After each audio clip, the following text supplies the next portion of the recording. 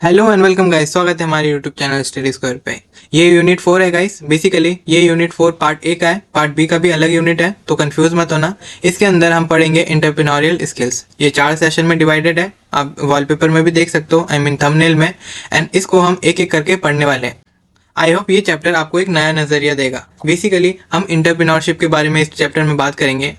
शायद ही आपने अपने लाइफ में एंटरप्रेन्योरशिप ये वर्ड भी सुना होगा। बेसिकली एंटरप्रेन्योरशिप एक माइंडसेट होता है, एक स्किल होता है किसी पर्सन का कि वो कितने क्रिएटिव वे में कोई प्रॉब्लम को सॉल्व कर पाए। वो जो प्रॉब्लम होगा वो बेसिकली डेवलपमेंट और ग्रोथ से रिलेटेड होगा।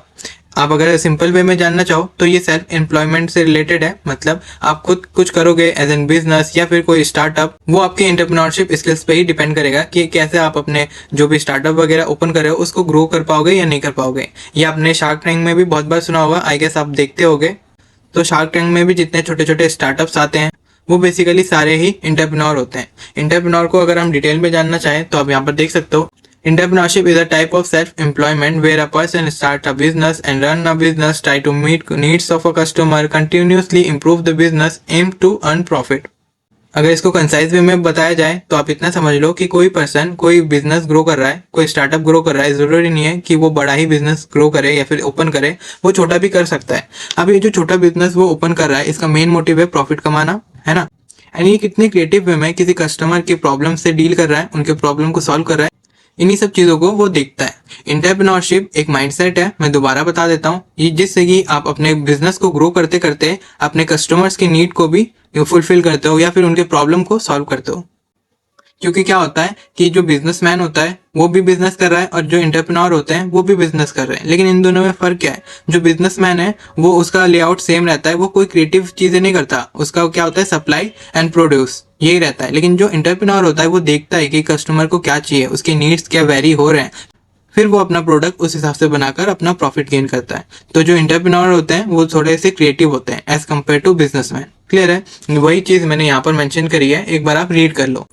अब जो ये वर्ड मैं बार बार बोल रहा हूँ एंटरप्रेन्योर, ये बेसिकली होता क्या है। बेसिकली जैसे बिजनेस एक बिजनेसमैन ग्रो करता है, वैसे ही एंटरप्रेन्योरशिप एक एंटरप्रेन्योर से ही बनता है। एंटरप्रेन्योर एक पर्सन होता है जो कि इनिशिएटिव लेता है किसी स्टार्टअप को ओपन करने का या फिर कोई भी प्रोडक्ट वगैरह बनाने का, जो कि क्रिएटिव होता है। क्योंकि मार्केट में बहुत प्रोडक्ट्स है, बहुत सारी सर्विसेज है, लेकिन उनमें भी उसको जगह बनानी है, और जगह तभी बन पाएगा जब वो कोई अच्छा सा आइडिया लेके आएगा और लोगों के प्रॉब्लम्स को सॉल्व करेगा।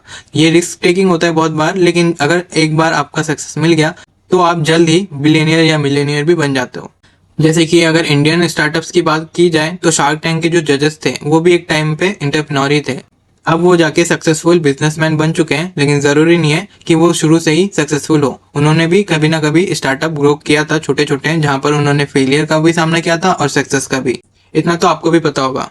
क्लियर है? तो बेसिकली एंटरप्रेन्योर एक पर्सन होता है, उसका जो माइंडसेट होता है वो एंटरप्रेन्योरशिप कहलाती है, जिसके अंदर आप कोई भी स्किल्स के थ्रू कोई प्रोडक्ट को बनाते हो जो कि आपके कस्टमर के नीड्स को पूरी करती है, तभी आप ग्रो कर पाओगे। क्योंकि मार्केट में बतेरे प्रोडक्ट है तो आपका प्रोडक्ट कोई क्यों ही खरीदेगा। जैसे कि आप यहाँ पर एग्जाम्पल में भी देख सकते हो कि जो रामू है वो प्लांट सेल करता है, तो वो एक बिजनेसमैन है, नॉर्मल बिजनेसमैन। लेकिन जो रम्या है वो क्या करती है, अट्रैक्ट करती है कस्टमर्स को, नए नए प्रोडक्ट शो करती है, बेचती है। तो वो एक एंटरप्रेन्योर है। वो भी क्या कर सकती थी, स्टॉक लाती और बेच देती, तो उसका कोई खुद का तो कोई इनिशिएटिव ही नहीं रहता ना, वो बस एक तरीके से एक शॉप चला रही होती। लेकिन जो एंटरप्रेन्योर होते हैं वो क्रिएटिव होते हैं, वो प्रोडक्ट का ध्यान रखते हैं, यूजर का ध्यान रखते हैं। यूजर मतलब आपके क्लाइंट्स जो होंगे, जो आपसे बाय करेंगे, उनका ध्यान रखते हैं, उनके नीड्स का ध्यान रखते हैं। तभी जाके उसी हिसाब से अपने नए नए प्रोडक्ट्स को invent as well as include करते हैं अपने लिस्ट में एंड अपना प्रॉफिट गेन करते हैं। तभी वो मार्केट में मतलब अच्छे से टिक पाते हैं। एंड देन आते हैं इनकी क्वालिटीज। तो ये आपके बुक के अकॉर्डिंग कुछ क्वालिटीज लिखी है कि एक सक्सेसफुल एंटरप्रेन्योर के क्या क्वालिटीज हो सकते हैं, जिससे आप देख के ही पता लगा पाओ कि वो पहला तो कॉन्फिडेंट रहेगा, जो भी काम करेगा उसमें कॉन्फिडेंस उसकी दिखेगी। वो क्रिएटिव होगा, एज यू नो कि वो रूटीन वर्क नहीं कर रहा, कुछ क्रिएटिव करेगा तभी वो मार्केट में सस्टेन कर पाएगा। उसमें पेशेंस होने की रिक्वायरमेंट है, तभी उसको पता चलेगा कि किसी चीज की अहमियत क्या है। अगर उसने कुछ किया, वो फेल हो गया, उसने वो काम ही छोड़ दिया, तो काहे बात का एंटरप्रेन्योर, है ना। एंटरप्रेन्योर हमेशा पेशेंस रहते हैं and hard working in nature होते हैं। डिसीजन मेकिंग एबिलिटी रहती है उनमें ज़्यादा, रिस्पॉन्सिबिलिटी टेक करते हैं किसी चीज़ का, एंड रिस्क टेकिंग माइंडसेट रहता है, and never give up attitude रहता है। तो ये कुछ क्वालिटीज़ हैं। क्वेश्चन में आ जाता है कि what are the qualities of successful entrepreneur, तो यहाँ से आप 3 या 4 अपने क्वेश्चन पेपर के हिसाब से, क्वेश्चन के हिसाब से कर सकते हो। तो ये थोड़ा आप देख लेना, अगर माइंड में भी रहेगा तो बनाकर लिख लेना, इतना भी कुछ हार्ड ये टॉपिक है नहीं, पूरा का पूरा चैप्टर ही इजी है। फिर बढ़ते हैं हम आगे कि एम्प्लॉयमेंट टाइप्स। तो बेसिकली एम्प्लॉयमेंट जो होती है वो 2 टाइप की होती है, एक वेज एम्प्लॉयमेंट और एक सेल्फ एम्प्लॉयमेंट। वेज एम्प्लॉयमेंट में आप सैलरी को उठाते हो मार्केट से या फिर किसी कंपनी से मान लो, एंड सेल्फ एम्प्लॉयमेंट में आप खुद का ही काम करते हो। वेज एम्प्लॉयमेंट आप ज़्यादातर देखोगे आपके मम्मी पापा, अगर किसी का खुद का बिजनेस नहीं है तो वो कहीं ना कहीं काम कर रहे होंगे। तो अगर कहीं ना कहीं काम कर रहे होंगे तो उनको जाहिर सी बात है सैलरी मिल रही होगी, सैलरी को ही हम वेज कहते हैं, तो वो वेज एम्प्लॉयमेंट हो गया। और वहीं पे किसी की दुकान है या फिर किसी की कंपनी है जो वो सेल्फ ओन करता है तो उसे सेल्फ एम्प्लॉयमेंट कहते हैं। सेल्फ एम्प्लॉयमेंट ही मेजरली होना चाहिए।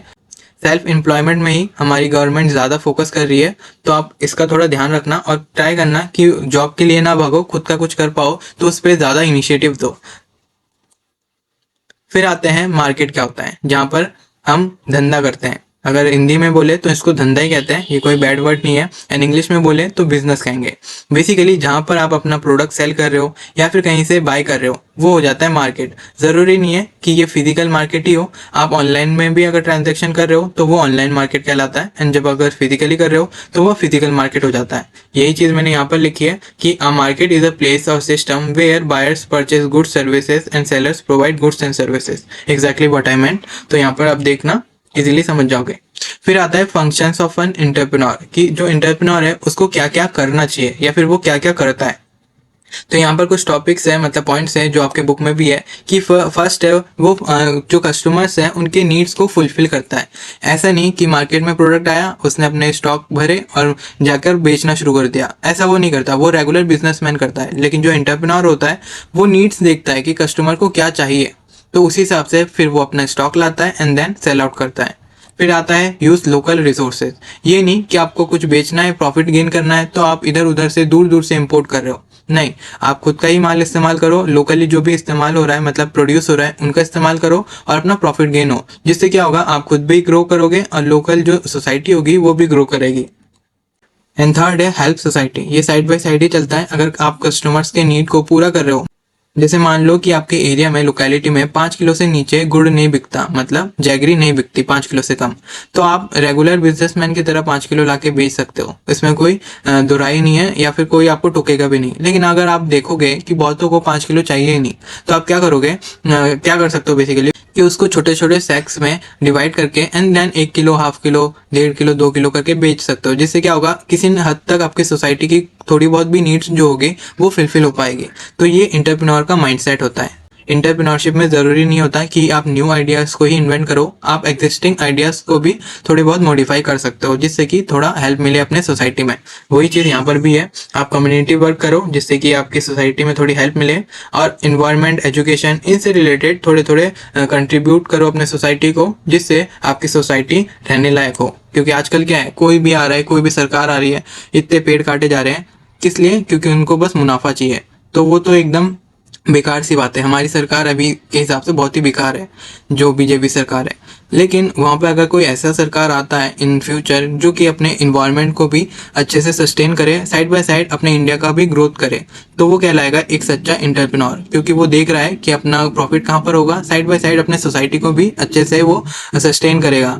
एंड ये तभी हो पाएगा जब वो इनोवेटिव एंड प्रोएक्टिव हो, जो कि एक एंटरप्रेन्योर की भी क्वालिटी होती है ना।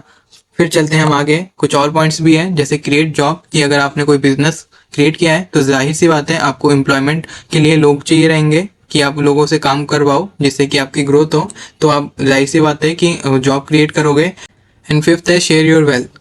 ऑब्वियसली कि अगर आपको कुछ प्रोड्यूस करना है तो रॉ मटेरियल तो आपको खरीदना होगा, साइड बाय साइड जो भी आप गेन करोगे प्रॉफिट में वो कहीं पे ना कहीं पे तो आप लुटाओगे ना, उसको यूज करोगे उस मनी को, तो वेल्थ की जो सर्कुलेशन है वो बढ़ेगी, सर्कुलेट होगा वेल्थ। एंड देन आता है रिड्यूस प्राइसेस। अगर आपका बिजनेस प्रॉफिट में चल रहा है तो आप लालची ना बनो, ग्रेडी ना बनो, आप क्या कर सकते हो, थोड़े थोड़े प्राइसेस को रिड्यूस कर सकते हो, जिससे कि ज्यादा से ज्यादा पर्सन आपके प्रोडक्ट्स को बाय कर पाए, है ना। ज्यादा लालच भी नहीं करना चाहिए। फिर आता है हमारा session 2, qualities and function of an entrepreneur. हमने क्वालिटीज फंक्शन तो देख ही लिया है, लेकिन उसको और डिटेल में देख लेते हैं कि क्वालिटीज क्या होती है एक एंटरप्रेन्योर की। हमने देख ही लिया था कि हार्ड वर्किंग होता है, उसमें पेशेंस रहता है, क्रिएटिव होता है, रिस्पॉन्सिबल होता है। इसके अलावा भी बहुत सारे पॉइंट्स थे, तो ये तो सेम ही चीज़ है, रिपीट में आ गया है, लेकिन कोई बात नहीं, आप समझ लेना। अगर और देखना है तो क्वालिटीज में कॉन्फिडेंट आ गया, ये उसमें न्यू आइडियाज वो ट्राई करता रहेगा जो कि इनोवेटिव में आ गया, पेशेंस रहेगी उसमें, एंड क्रिएटिविटी होगी obviously, responsibility, decision making, hard working, never give up, ऐसे क्वालिटीज तो होंगे ही। ये रिपीट हो गया बट कोई बात नहीं, आप यहाँ से थोड़ा डिटेल में था, आप देख सकते हो। फिर आता है हाउ एंटरप्रेन्योर अफेक्ट सोसाइटी। हमारे जो एंटरप्रेन्योर्स है हमारी सोसाइटी में कैसे अफेक्ट करते हैं, तो इसका आंसर आप दोगे कि आप अपने आसपास में देखो, कोई भी अगर एंटरप्रेन्योर है तो आपकी सोसाइटी में कैसे इफेक्ट कर रहा है। आप कमेंट्स में मेरे को बता सकते हो कि आपने क्या नोटिस किया। अदरवाइज आपका बेस्ट एग्जांपल है शार्क टैंक। देखो पहले क्या होता था, हम घूमने जाते थे, हमें हाउसेस नहीं मिलती थी, स्टे करने में बहुत प्रॉब्लम होती थी, तो इस प्रॉब्लम को पॉइंट आउट करके रिजॉल्व करा किसने, ओयो ने। वैसे ही हम कहीं पे भी रेस्टोरेंट में जाते थे, खाना ऑर्डर करते थे, खा लेते थे, लेकिन कभी कभार हम जा नहीं पाते थे और घर पे खाने का मन होता था तो हम कर नहीं पाते थे पहले। तो इस चीज को पॉइंट आउट करके रिजॉल्व किसने किया, स्वीटी, जोमेटो, ब्लिंकिट, बतेरे ऐप है, इन्होंने किया। तो आप आइडिया लगा पा रहे होगे कि ये सोसाइटी को तो अफेक्ट करता है। ये तो पॉजिटिव से चीज़ें थी जो मैंने अभी बताया आपको, लेकिन कुछ नेगेटिव चीज़ें भी हो सकता है, वो आप बताओगे ढूंढ कर कि आपको क्या लगता है कि कौन सी चीज़ें, कौन सा एंटरप्रेन्योर का जो बिजनेस है वो हमारी सोसाइटी को नेगेटिवली इम्पैक्ट कर रहा है। ये आपका होमवर्क है, आप मेरे को कमेंट्स में बताना। अदरवाइज इसका आंसर में आप देख लो यहाँ पर, जो एंटरप्रेन्योर है वो सोसाइटी को पॉजिटिव वे में बहुत तरीके से इफेक्ट कर सकता है, जैसे creating job, increase income, fulfil customer needs. अगर आप नोटिस करोगे तो एक ही चीज बार बार रिपीट हो रही है। ये इसलिए रिपीट हो रहा है क्योंकि इसके बेनिफिट्स, कैरेक्टरिस्टिक्स, इसके इम्पैक्ट्स, इफेक्ट्स, ये सारे ही सेम ही पॉइंट्स पे डिपेंडेंट है ना। तो आप कुछ पॉइंट्स को अगर याद रखोगे तो वो अलग अलग टाइप्स के क्वेश्चन में भी डाल सकते हो। जैसे कि अगर पूछा जाए एंटरप्रेन्योर के कैरेक्टरिस्टिक्स क्या होते हैं, तो यही चीज़ें आ जाएंगी। हाउ इम्पैक्ट सोसाइटी, तो यही चीज़ आ जाएगा। बेनिफिट्स क्या है, तो यही चीज़ आ जाएंगे। तो अलग अलग टाइप्स के क्वेश्चन का आंसर एकदम सेम ही है। ये बेसिकली सब्जेक्टिव टाइप हो गया। यहाँ पर आपको एक ही क्वेश्चन अलग अलग जगह में आप डाल सकते हो, मतलब इनपुट डाल सकते हो, सेम इनपुट, इसमें नंबर्स नहीं कटेंगे। तो ये एक तरीके से आपका ही एडवांटेज है। फिर लोकल मटेरियल इस्तेमाल करें, रिड्यूस प्राइसेस करें, ये सब अभी हमने देखा था, है ना। तो ये चीज़ भी यहाँ पर भी सेम ही यूज हम कर सकते हैं। फिर आता है हमारा नेक्स्ट सेशन जो कि है मिथ्स अबाउट एंटरप्रेन्योरशिप। आपके बुक में कुछ मिथ्स गिवन है। एज यू नो कि कुछ ना कुछ मिसकंसेप्शन हमेशा ही सोसाइटी में लाई करता है, वैसे ही एंटरप्रेन्योरशिप से रिलेटेड भी है। आपके बुक में 3 या 4 मिथ्स है। कभी कभार क्वेश्चन में पूछ लेता है कि कुछ मिथ्स को डिटेल में एक्सप्लेन करो या फिर list out some myths of entrepreneurship. तो आप इन मिथ्स को लिख सकते हो। वही चीज मैंने स्टेट किया यहाँ पर कि जो मिथ्स होते हैं वो फॉल्स बिलीव और रॉन्ग आइडियाज होते हैं बेसिकली। फॉर एन एग्जांपल कि thinking only tall people can run fast, जो कि एक मिथ है, क्योंकि शॉर्ट पीपल भी रन फास्ट कर लेते हैं, मतलब जल्दी से भाग लेते हैं as compared to many tall guys. तो ये सब मिथ्स है। तो कुछ मिथ हमारे एंटरप्रेन्योरशिप से भी रिलेटेड है एज पर योर बुक। चलो उसको भी एक एक करके देख लेते हैं। कि फर्स्ट है हमारा कि every business ideas must be unique. ऐसा नहीं है, आप एग्जिस्टिंग आइडिया को भी मॉडिफाई कर सकते हो। तो ये एक मिथ था। एंड ट्रू क्या था, आप एग्जिस्टिंग जो भी बिजनेस या फिर आइडियाज है उनको आप इम्प्रूव या मॉडिफाई कर सकते हो, तो ये हो जाता है। एंड एग्जाम्पल के तौर पर जरूरी नहीं है ये एग्जाम्पल ही आप लिख के आओ, आप अपने हिसाब से बना लेना। तो इसको अगर आप इग्नोर भी करोगे तो कोई बात नहीं। सिमिलरली सेकेंड मिथ है हमारा कि need a lot of money. तो ये भी इम्पॉर्टेंट नहीं है कि आपको ढेर सारा पैसा चाहिए। आप कम पैसे में भी अपना स्टार्टअप बना सकते हो और आप थोड़े बहुत फंडिंग भी रेज कर पाते हो। शार्क टैंक में यही तो होता है। आपका अगर आइडिया तगड़ा होगा तो वो जो सारे जजेस पैनल में बैठे होते हैं वो आपको फंड करते हैं। क्यों? क्योंकि आपका जो बिजनेस है वो पोटेंशियली ग्रो कर सकता है और प्रॉफिट बना सकता है। तो ज़रूरी नहीं है कि आपके पास बहुत सारा पैसा हो। आपका अगर बिजनेस आइडिया स्मॉल है तो आप छोटे पैसे से, मतलब कम पैसे से भी आपका जो भी एंटरप्रेन्योरियल स्किल है उसको डेवलप कर सकते हो, अपना प्रोडक्ट बना सकते हो। वही चीज़ यहाँ पर लिखा है। फिर आता है थर्ड कि ओनली बड़े बिजनेसमैन जो होते हैं वही एंटरप्रेन्योर कहलाते हैं। ऐसा कुछ नहीं है। बहुत सारे बिजनेसमैन ऐसे भी होते हैं जो कि अपना फैमिली बिजनेस रन कर रहे होते हैं और कोई क्रिएटिव आइडियाज भी इंप्लीमेंट नहीं करते। वो स्टॉक लाते हैं, बेचते हैं, स्टॉक लाते हैं, बेचते हैं। तो क्या क्रिएटिविटी हुई? कुछ नहीं। तो वो एंटरप्रेन्योर तो है ही नहीं।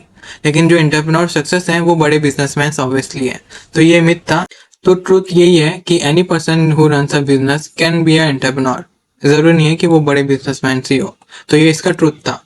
एंड नेक्स्ट आता है हमारा मिथ नंबर 4 कि entrepreneur are born not made. ये हमेशा मेड होता है, नॉट बॉर्न। ये उल्टा है, ठीक है। आप अगर बॉर्न टैलेंटेड हो तो आप कोई भी क्रिएटिविटी से अपना जो भी प्रोडक्ट इन्वेंट कर सकते हो।